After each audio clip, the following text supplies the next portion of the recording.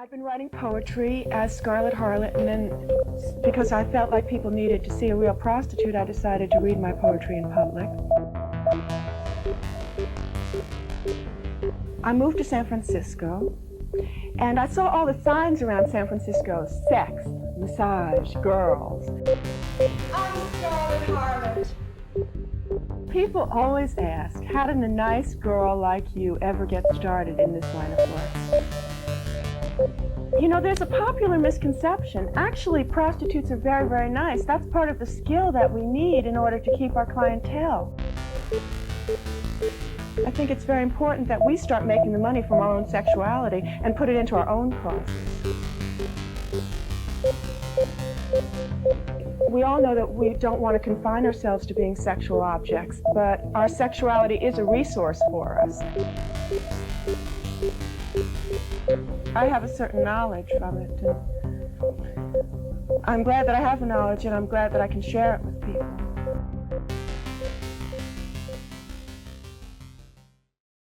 So give me a minute, and let me tell you about my Carol Leigh and what she meant to me. See, she was a quiet storm with a sonic sound, a melody of syncopated synchronicity. Her conviction is the most admirable thing. Her kindness and generosity, her personality were bigger than life. She was at a Take Back the Night march filming. And I was like, Carol, why are you giving so much oxygen to a community that doesn't understand us? And she was like, I think it's really important, not only that I document this, but that I'm here to talk to people and bring my perspective about what we're doing here to them. And she had this almost ditzy thing going, but underneath that, she was incredibly strong-willed, had such a fierce intellect. It was all deliberate. We called her the iron fist in the velvet glove. And, you know, to be doing sex worker activism for as long as she did, found a way to bring joy and to Trojan horse these deeply radical ideas about sex work into audiences, all disguised in glitter and sing-song. She was the one who reached out to us about 20 years back because she was interested in finding out how the sex workers' rights movement in India has emerged. And she has been not only a good friend, a good activist, and a great mentor for us. Thank you. And I just remember saying to her, I'm so mad, and I don't know if that's the way that I should be going about things. And I'll never forget what she said to me. She said, you go ahead and stay mad, but be mad enough to do something about it.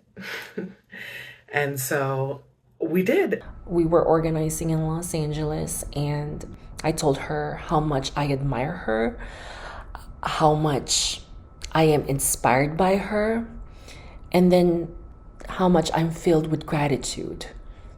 And she then turned to me and told me that she's excited by my generation and the force of the youngin'.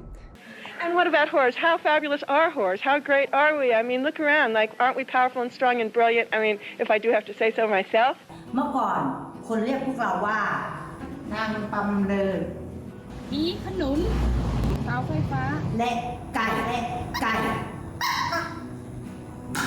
หลังจากที่แคโรลีนใช้คำว่าเซ็กเวอร์เกอร์ก็ทำให้เราใช้คำนี้ในการต่อสู้เพื่อศักดิ์ศรีของพนักงานบริการ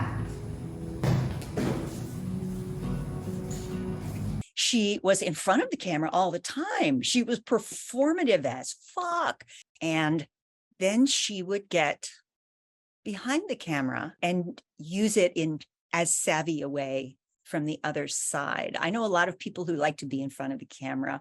I know a lot of people who like to be behind the camera, but I'm not sure I can think of anybody whose relationship with the camera in the service of our work in the world, her work in the world, was as balanced and as powerful and important.